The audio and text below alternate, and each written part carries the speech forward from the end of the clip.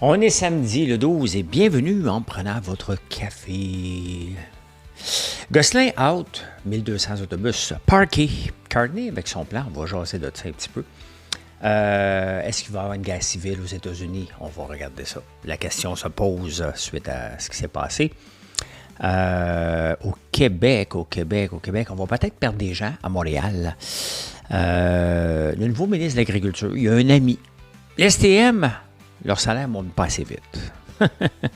Le groupe Dynamite. Je me suis trompé royalement, mais Colin que ça monte. Je vais vous parler de l'année 2019 à la bourse. Pourquoi? Parce que ça me tente.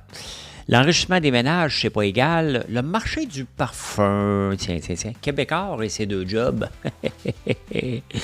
Avez-vous vu Margot Robbie? On va parler de Margot Robbie. On va parler de ça.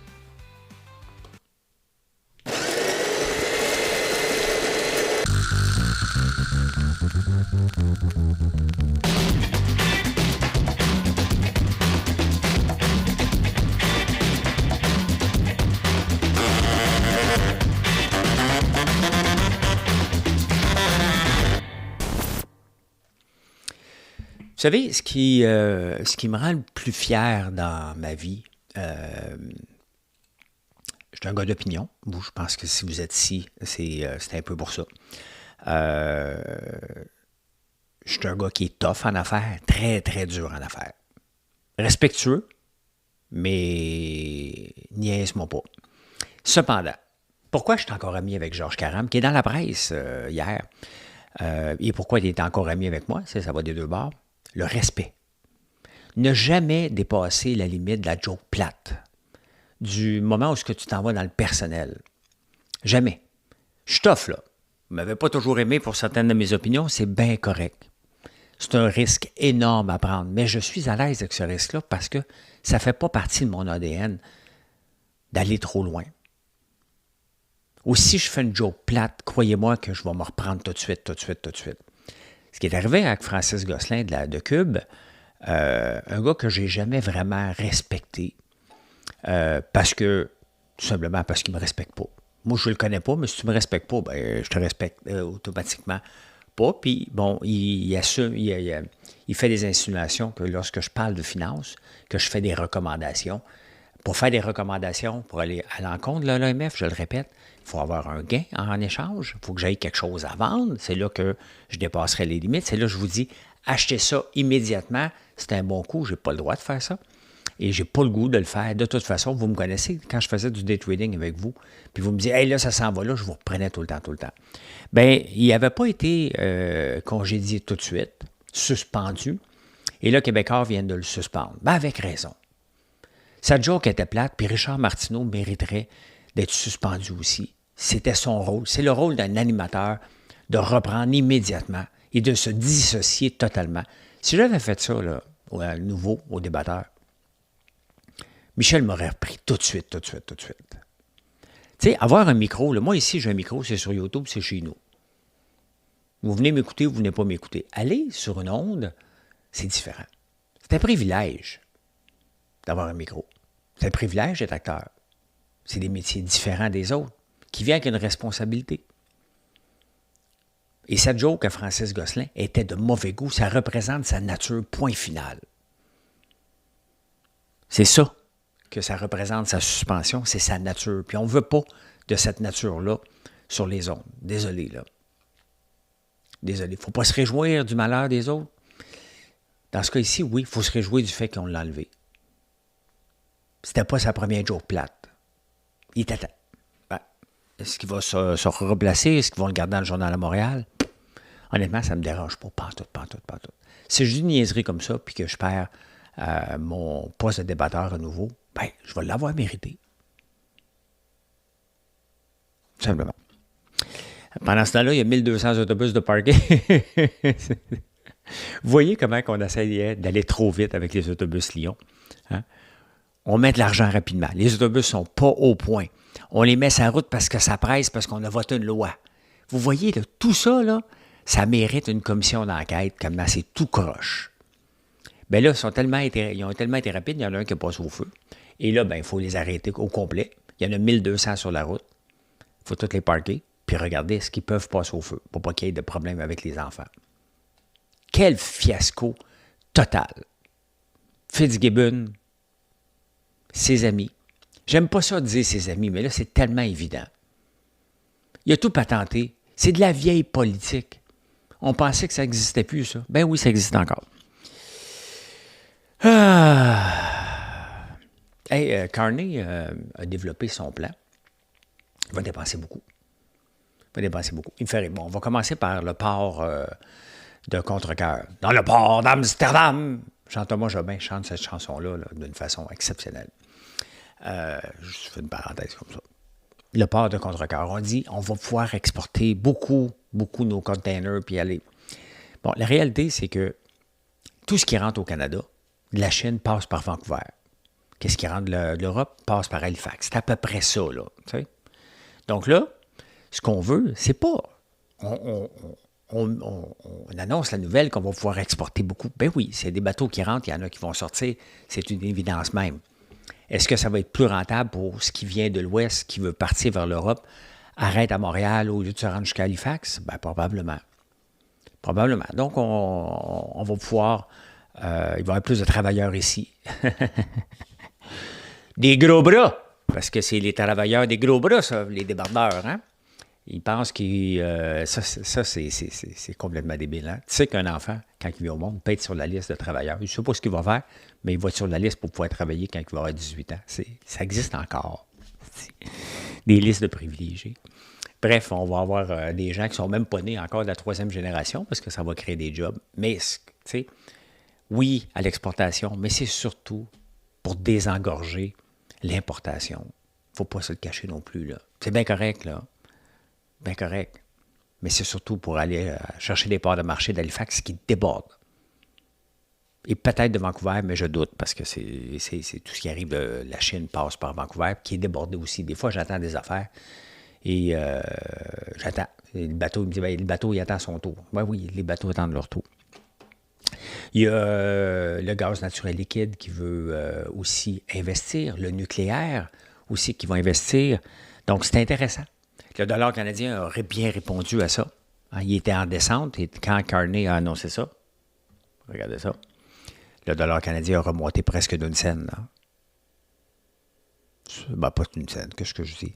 0,30 cents. Là. Donc, c'est des bonnes nouvelles. On a besoin d'investissements, mais ces investissements-là, c'est pas demain la veille, là. C'est pas demain la veille. Et là, ça fait partie des grands projets. Il va peut-être avoir éventuellement le train grande vitesse. Là. Arrêtons de rêver. Là. Ça fait partie des grands projets. Ça veut dire que le gouvernement peut bypasser à peu près n'importe quoi puis le faire. Parce que, tu sais, à un moment donné, c'est correct la consultation. Mais il y en a tellement que les projets attendent 7-8 ans, puis il y a toujours un groupe qui est contre. Il y a toujours, faites-vous-en pas, là, même si on respecte tout, il y a un groupe qui va être contre, parce qu'il y a des groupes qui sont nés pour être contre. Fait qu'il faut que ça avance. C'est quand même spécial. Il faut faire une loi spéciale de grands projets pour être capable de faire des projets parce qu'il y a trop de groupes qui sont contre. Quelque chose d'intéressant qui se passe aux États-Unis, puis je suis pas mal d'accord. Puis même ici, là, on voit des pubs de plus en plus d'Ozempic sur l'autoroute. Là. Même à la télévision. Trump n'a pas peur de dire, non, regarde, c'est assez. Ici, on ne veut pas faire mal aux journaux, là. Parce que les pubs de gros camions, c'est débile d'avoir ça dans les journaux, là, alors qu'on veut contrer les gaz à effet de serre. Là. Mais on veut mettre fin aussi aux publicités sur l'Ozempic. D'ailleurs, sur TikTok aussi, là, dès que tu vas faire la promotion de perte de poids, ça se peut que tu te fasses bannir de TikTok là, bientôt. Là. Donc, c'est la même chose là-bas. Il y a quand même beaucoup de milliards qui sont mis dans la publicité pour vendre. C'est rentable. Donc, ils en font beaucoup. Et là, Trump, il dit, bien là, c'est assez. On va encadrer ça. Tu vas pouvoir faire de la publicité, mais tu vas mettre en gros plan les effets secondaires, parce qu'il y a des effets secondaires à tout. Donc, à suivre, mais ça va mettre un break à la pub. Donc, la télévision va avoir encore moins d'argent, tout simplement. Et c'est pour ça qu'il y a des podcasts qui viennent au monde, puis il y a des cas au sport, puis vous venez m'écouter ici, là.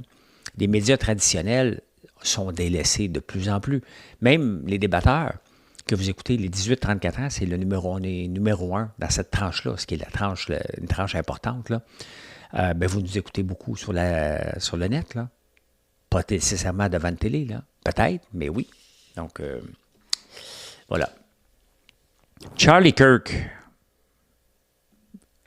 c'est dur de lire les journaux quand ce n'est que Charlie Kirk. Puis bon, j'en ai parlé, je ne vais pas donner mon opinion. Il n'y a pas d'opinion à donner sur la mort de quelqu'un, peu importe ce qu'il disait. Mais regardez les mentions sur X de Civil War, donc de guerre civile. On est passé d'une moyenne à peu près de 10 000 par jour à 210 000 d'un seul coup. Est-ce qu'il va y avoir une guerre civile aux États-Unis face à ça? Bon, on va voir en premier lieu qui est l'assassin. Est-ce que j'ai peur d'aller aux États-Unis? Non. Est-ce que j'aurais peur d'être dans une foule aux États-Unis? Oui. Parce qu'on voit tout ce qui se passe. C'est ça. Mais je vais aller voir jouer mon gars pareil aux États-Unis, là. Quand il va être pas loin d'ici. Je pense qu'il joue au mois de janvier à Plattsburgh. Donc, c'est moins loin que me rendre à Buffalo. Sinon, je vais en avion. C'est long en auto. C'est bien trop long. Je pense que la prochaine fois, je vais en avion puis je loue un auto. Mais ce qui va prendre encore plus de temps, c'est le... Je pense qu'il n'y a pas de vol direct pour Buffalo. Donc, voilà. Se faire mettre des étoiles sur Google Profile, hein? Il y a un moment donné, la gang d'écureuils, en pleine nuit, moi, ils ont décidé d'attaquer. Ils mettaient des 5 étoiles en disant toutes sortes de niaiseries qui sont encore là. Je ne suis pas capable de les enlever. C'est difficile d'enlever des étoiles. Mais imaginez-vous qu'il y a un nouveau scam maintenant. Aux États-Unis qui se passe, qui va peut-être arriver ici, là. Il y a un nouveau scam qui sont targetés par les scammers. Dans le fond, c'est comme si moi, il y a beaucoup de garage door, des nettoyages de maisons, des toits. Je ne sais pas pourquoi que c'est dans cette... peut-être parce que ces industries-là dépendent beaucoup des reviews Google, plus que des entreprises comme moi, mettons. Là. Je dépends de ça, là, mais ces entreprises-là en dépendent beaucoup, beaucoup, beaucoup. Puis imaginez-vous qu'il y a des scams. Il y a des gens qui sont payés maintenant. Puis ils disent, écoute, soit tu me payes, soit je fais 20 reviews négatives sur toi avec mes faux comptes. C'est des nouveaux scams. Il y a des scams par téléphone. Il y a des scams maintenant avec les fake reviews. Autant que les business se sont fait taper ses doigts, tu n'as pas le droit de faire des reviews exceptionnelles sur toi. Hein? Mais là, c'est l'inverse. Ils se font targeter. Il y a des fraudes. Les gens, là, le marché de la fraude là, est en constante évolution. Il va toujours avoir des fraudes de part et d'autre. Là, on parle d'AI. Pas besoin d'AI pour faire ça. Là. Tu prends quelqu'un au Pakistan, là, c'est à peu près, c'est exactement ça. Puis là, il dit, ben voilà, voici le review que je vais faire, paye-moi, sinon j'ai fait. Bonne chance pour les enlever après. Travaille fort en maudit pour les enlever. Au Québec.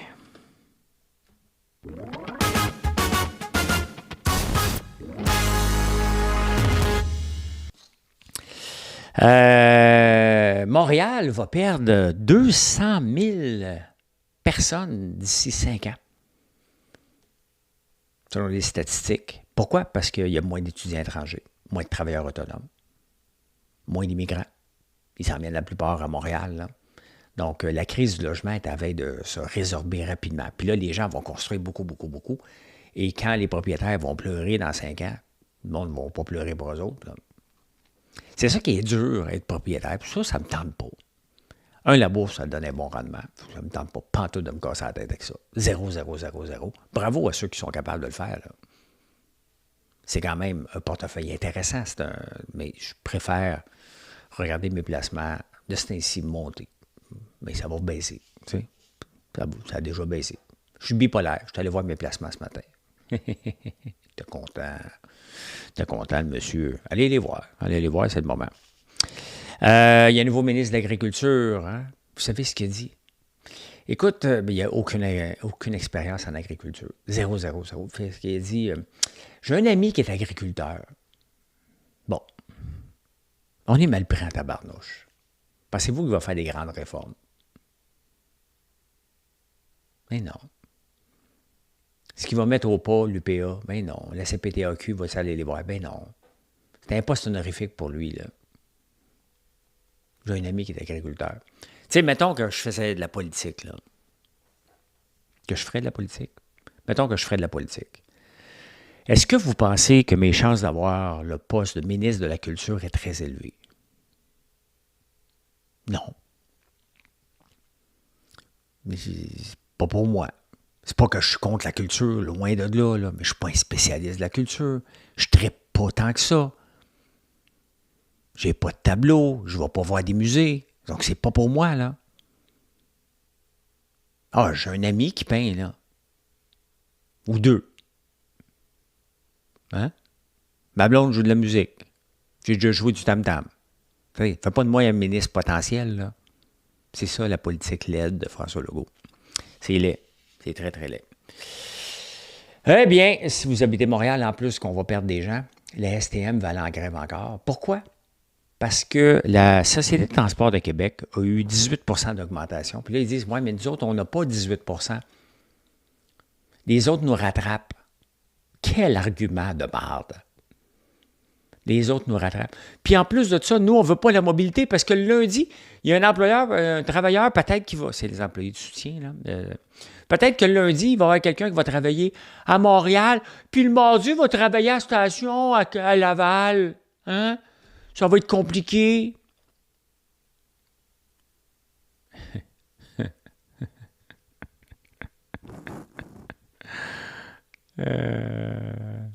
Bon, la STM, là, pourquoi que les gens rattrapent? Là? Parce que tous les gens qui font des négociations ailleurs disent, nous autres, on va avoir le même salaire que la STM, qui est trop élevé. Fait que tout le monde essaie de revoir le salaire de la STM, puis la STM, elle essaie d'en avoir encore plus pour se pousser encore du monde, pour que toutes les autres aient plus. La STM a trop. Là, maintenant, j'ai hâte de voir le nouveau ministre Jonathan Julien, ministre des Transports, et Geneviève Guilbeault, parce que ça touche les deux. Ville de Montréal, c'est Geneviève Guilbeault. Elle ne fera rien, voyons donc. Il n'y a jamais de ministre des Affaires municipales qui a fait quelque chose. Ça sert à quoi, ça? À dire qu'on a un ministre qui s'occupe des villes, ça sert à... Je m'en allais là, hein? Ben bravo, François, de t'être retenu. Ça applaudit. Merci. Merci beaucoup. Donc, j'ai hâte de voir qui va plier. Est-ce que Valérie Plante est assez folle pour dire, regarde, moi, tout vous donner, puis je m'en fous, je m'en vais. Elle est bien capable. Elle est bien capable. Ben, pendant ce temps-là, ben, vous autres, marchez. Hein? Qui va être pris en otage? Les personnes âgées, les étudiants. Pas prendre en otage, moi. Moi, j'ai décidé, hier, on est allé se promener dans les rues de Westmount, en camion. On va le faire le tour. Et pas pour magasiner, pour montrer l'ancien mari de Marilyn et sa nouvelle femme. Donc, il était là. On est allé faire un tour de machine. J'habiterai jamais à Westmount. Il faut toujours que tu prennes ton auto pour te déplacer. Il n'y a pas de dépanneur à côté. Moi, j'ai fait le choix d'habiter ici. Je vais essayer d'agrandir ma maison. Je ne mourrai pas ici, là. Mais je vais rester longtemps ici. Pourquoi? Parce que je fais tout à pied. Je me promène à pied. Je suis le marcheur de Montréal. Le marcheur de Montréal. Mais c'est pas possible pour tout le monde de toujours marcher, là, de prendre un vélo. Les transports en commun devraient être gratuits. On devrait arrêter de se faire prendre en otage par des gens. Est-ce que c'est un service essentiel? Si on veut sauver le climat, le transport en commun est un service essentiel. Arrêtons, là. Il y a 2 millions de personnes sur l'île, là. Fait que, voilà. Hey, la fin des cellulaires, ça doit faire une semaine ou deux que la rentrée des classes, ça passe. Comment ça se passe? Il n'y a pas de drame? Il n'y a pas des gens à cold turkey là, qui font « Donne-moi mon sel à l'école, j'ai pas mon sel à l'école. » Ça a l'air de bien aller. Quand je fais ça, là, ceux qui ne me voient pas, là, j'ai l'air d'un gars qui tremble. Là. Je m'imagine tout le temps Bernard de Rome se met à faire ça au téléjournal. Ici Bernard de Rome. Comment vont les étudiants? C'est pas si pire que ça, se passer de son cellulaire. Ben oui, hein, on a toujours l'impression qu'on manque de quoi. C'est comme ça. On envoie un email, puis on envoie un texto à la personne. T'as-tu vu mon email? T'sais, on est là. Il faut changer un peu. Je m'inclus dans le lot. Là. M'inclus dans le lot. Moi, ce que j'ai besoin, c'est de faire 3 mois par année dans la maison de Big Brother. Après ça, je m'en reprends. Donc, ça va bien. La fin des classes, il n'y a personne là, qui est encore en psychose là, parce qu'il manque son cellulaire ou il a manqué un gros deal. Là. Ah, les prêts pardonnables. L'invention de Fitz. Hein? Ils nous cachent. C'est épouvantable de nous cacher ça. C'est épouvantable nous cacher les données. C'est notre argent. Puis là, on fait un prêt pardonnable, on ne le dit pas. C'est quoi les clauses? C'est quoi les raisons? On fait juste dire, ah, c'est un prêt. pas une subvention, puis à un moment donné, oups, il a peinturé un mur blanc, puis là, il rentre dans la classe, dans la catégorie, OK, ça devient prêt pardonnable. Voici ta subvention. Ce gouvernement-là fait de la vieille politique d'amis. 78 entreprises ont profité des prêts pardonnables pour 1,85 milliard. Comment tu peux être fier d'être ministre, de dilapider l'argent comme ça? Comment tu peux te coucher le soir et dire « j'ai fait une maudite bonne job ». Comment tu peux te regarder dans le miroir? J'ai honte, j'aurais honte d'avoir fait des choses comme ça. François Legault, pas de problème avec ça. Fitzgibbon, lui, a dit « moi, je t'assure, je m'en vais d'ici ». Le ministre actuel n'a fait rien pour corriger.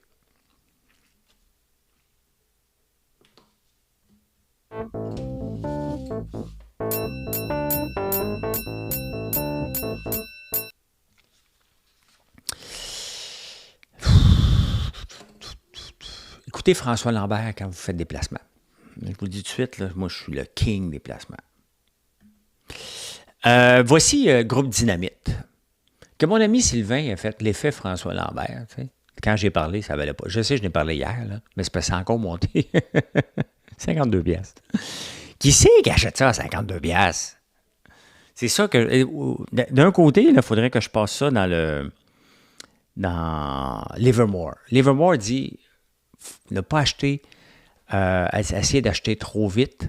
Achète quand les données sont là. Ce que je vais faire, j'ai un programme du code que j'ai écrit pour analyser Livermore. Je vais le mettre dedans. Puis je vais voir ce que Livermore dit par rapport au groupe Dynamite. Vous reviens... si j'avais le temps, je le ferais là, mais j'aurais dû le faire. Mais je vous reviens là-dessus. On va regarder ça. Ça monte. Qu'est-ce que je dis? Ça monte. Ça n'a pas de bon sens. Et j'en ai parlé hier, mais on en parle presque à tous les jours. Et c'est presque gênant. Gênant de voir que l'industrie qui fonctionne le mieux, c'est la cigarette. Je suis comme gêné d'en parler. J'ai pas d'argent là-dedans. Là. J'en ai pas. Ça a déjà monté beaucoup en 2017, ça a tombé. Mais Colin, le retour sur investissement d'Atria, depuis 1990, c'est du 26 %. Regarde, on est en 2005. Avec les dividendes et tout, depuis 2000, donc ça valait 11 piastres. Ça en vaut 66, mais des dividendes. Et si tu l'avais acheté encore plus longtemps, ben, 1 $ vaut 6, 1 $ mis en 1900 vaut... il n'y a personne qui a fait ça, là. Ça me fait toujours rire. Moi-même, j'en parle, là. Mais Colin, ils ont réussi à se revirer de bord parce que les gens veulent avoir leur fixe de nicotine. C'est gênant de voir que les industries qui performent le mieux, c'est souvent les industries du vice. C'est comme ça. C'est comme ça. 26 %. Hein? On est content quand on a 17 %. Avec Atria, tu as du 26 % si tu investis, mettons, sur 30 ans. Mieux que Microsoft, qui a très bien performé. Là. Retournons en 2019. 2019, les taux d'intérêt étaient élevés. À peu près comme ça aujourd'hui. Et là, ils se sont mis à baisser à presque rien. Parce que les taux d'intérêt vont baisser à la bourse aux États-Unis la semaine prochaine, au Canada aussi. Même si l'inflation est un peu à la hausse, il faut baisser les taux d'intérêt.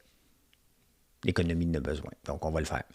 En 2019, le S&P 500 a rapporté du 28,5 %. Je ne me souvenais pas de ça. Le Nasdaq, 34,8 et le TSX à Toronto, 19 %. C'est énorme. Parce que c'était peurant ce qui se passe. On a tout un rattrapage cette année. Là. On est tous contents. Faites-vous-en pas, là, je parle avec vous souvent en privé par rapport au placement. On ne fait pas de recommandations. Là. On dit « Hey, c'est bon, regarde, on est content. Faites-vous-en pas. Il n'y a pas de « Hey, achète ça. » Mais non. Il y a des gens qui me disent « Tu devrais acheter ça, mais j'achète rien. » Je ne bouge pas, moi. Je regarde, je suis assis. Mon couch potato. Ben, je ne suis pas assis, je suis en train de travailler comme un fou, là. Mais la bourse a tout un rattrapage. Mais si on regarde year to date, c'est pas si élevé que ça, là. T'sais, de 21 000 à 23 000, c'est une belle progression. Ça a monté beaucoup depuis le mois d'avril. Et les gens ont peur. J'en fais partie de ceux qui disent « Ouais, le party, il va-tu continuer tout le temps? » IGM, que j'ai, ben, il suit le reste de la courbe. Il était quand même à 102, il était à 122. Mais tout un rattrapage. Quand je suis sorti de Big Brother, il était à 78, il était à 122. J'ai beaucoup d'actions là, de ça. Je suis très content. Ça fait très longtemps que je l'ai. Je suis extrêmement content. Est-ce que ça peut continuer? Bien, il y a Oracle qui a fait booster ça. Tu sais, on est tous responsables de dire à quel moment qu'on cash in. Acheter une action à la bourse, c'est la chose la plus facile que vous pouvez faire. Vous avez confiance, vous l'achetez. La vendre, on ne sait jamais quand la vendre. À quel moment? Ceux qui ont vendu Oracle au début de la semaine, mettons, parce qu'il y en a qui ont vendu, acheté, vendu, c'est tout le temps comme ça. Quand les résultats sont arrivés, ils ont dit tabarnouche, j'aurais pas dû vendre. Là, les gens qui. Donc, on va aller voir Oracle. Là, est-ce qu'on achète Oracle? Hein? Ah, je l'avais déjà, attendez un peu. ORCL.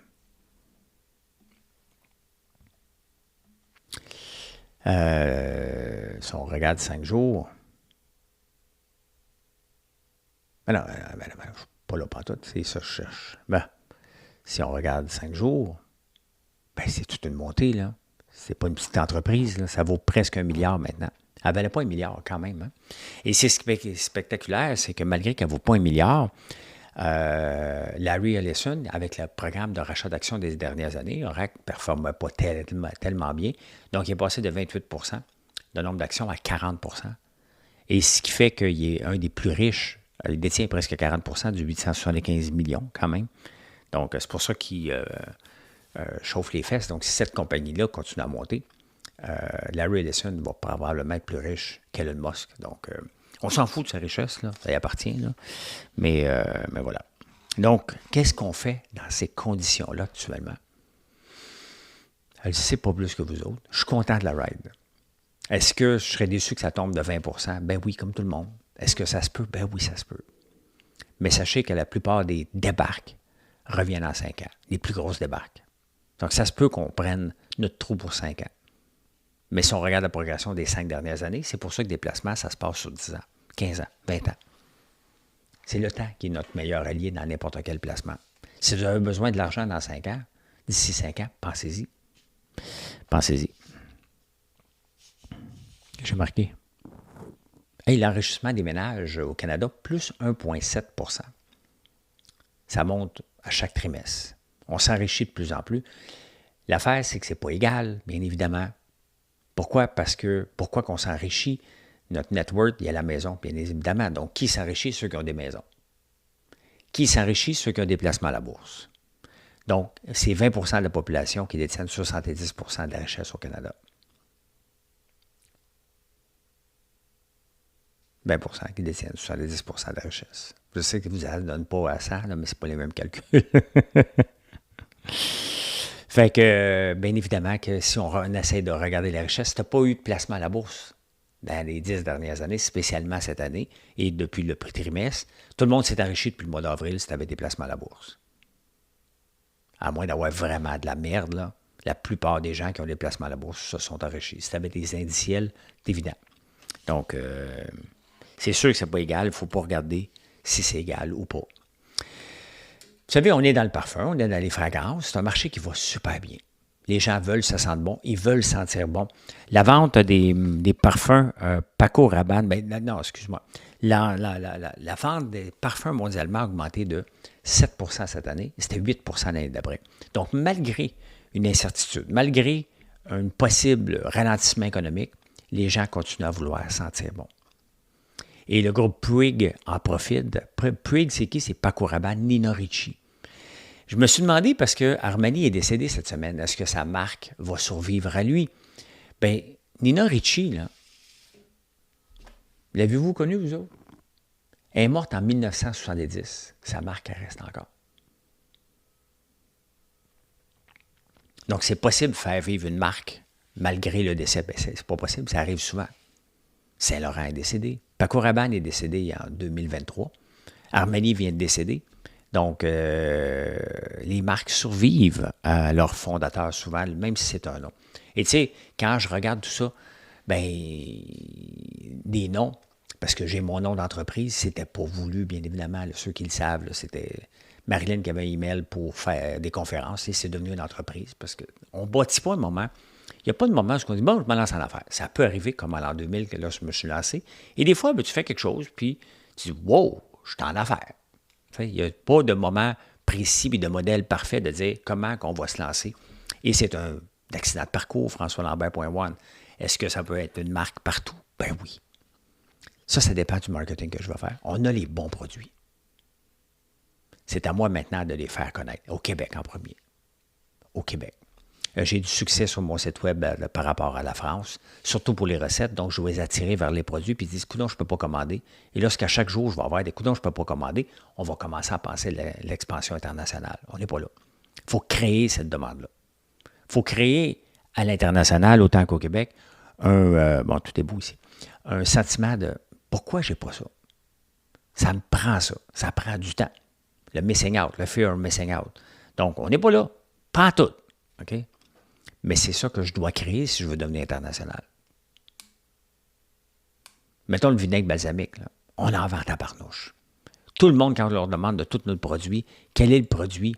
Tout le monde, maintenant, ça fait juste 2 mois qu'on l'a sorti, sorte le vinaigre balsamique en partant. Donc, comment je peux en faire un succès québécois, canadien, international après? Je suis là-dedans. Je suis là-dedans. Pour ça, il faut que j'en parle. Et cette semaine ou la semaine passée, Québécois parlait, je pense que c'est samedi passé, des pauvres Québécois qui sont obligés d'avoir 2 jobs pour arriver. C'est complètement faux. Il n'y a pas d'augmentation de 2 jobs. Il y en a qui ont 2 jobs et c'est le même pourcentage qu'avant. Québécois a fait encore un torchon d'un article pour faire croire à tout le monde que ça prend 2 jobs, puis les maudits employeurs ne payent pas assez. Puis, c'était faux. Et qui a ramené ça? Je pense que c'est Francis Veil. Et je vais déclarer, parce que je vous en parle souvent de Francis Veil, c'est le meilleur journaliste à faire au monde. Si vous le connaissez, Francis Veil, dites-lui, j'ai beaucoup de respect pour lui. Je bave en lisant chacun de ses articles dans la presse. Je bave. J'ai lu au complet, puis je me dis, ce gars-là, c'est une machine à produire du contenu, à faire des recherches. C'est ça du vrai journaliste. C'est ça qu'on veut payer pour quand on lit un journal. C'est pour ce genre de journalisme-là qu'on va payer. Hein? Une lumière qui vient de s'éteindre. Ça va insolite. Ah, la lumière vient de s'allumer. Hey, dans les insolites, je vous montre ça, vous me dites ce que vous en pensez. Si vous ne le voyez pas, moi, vous le décrire.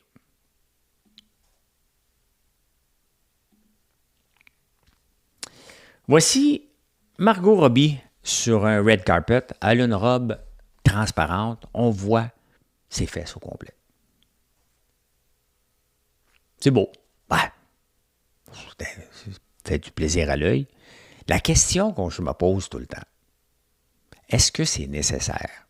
Ça donne quoi? Ben, elle va faire parler d'elle, c'est bien évidemment, là, bien évident. Là. Mais ça donne quoi? Elle est belle fesse. Donc, ça n'a rien en avant, elle doit avoir rien en arrière. Ça n'a rien en arrière, elle doit avoir rien en avant. J'imagine. Bon, ça fait jaser quand j'en parle. Donc, s'il y a un film à vendre, on va aller voir. Hey, on va-tu se montrer les fesses? Hein? Peut-être. Mais je suis toujours un petit, puis je suis pas puritain, là. Pourquoi elle est là? C'est ce que je me pose. Et vous savez que les montres Swatch sont affectés par les tarifs de Trump. Et le tarif par lequel ils sont affectés, eux autres, c'est une compagnie suisse, sont affectés de 39%. Fait que pour faire un clin d'œil à ça, la compagnie Swatch a inversé le 3 et le 9 pour faire référence aux 39% d'augmentation. Je ne sais pas si ça va être sold out, probablement. Hein? Parce que c'est un beau coup de marketing, je trouve. Et tant mieux, il faut en profiter. C'est ça que ça sert, le marketing. Donc, tu profites d'une occasion négative pour la transformer en positif. C'est comme ça que les entreprises survivent, petites et grandes, d'être capables de profiter de chaque élément qui se présente à nous. Puis, c'est quoi l'opportunité que je peux en retirer? Mais là, je vous dis que c'est terminé. Je vous souhaite une excellente journée. Venez nous voir sur françoislambert.one. Bye.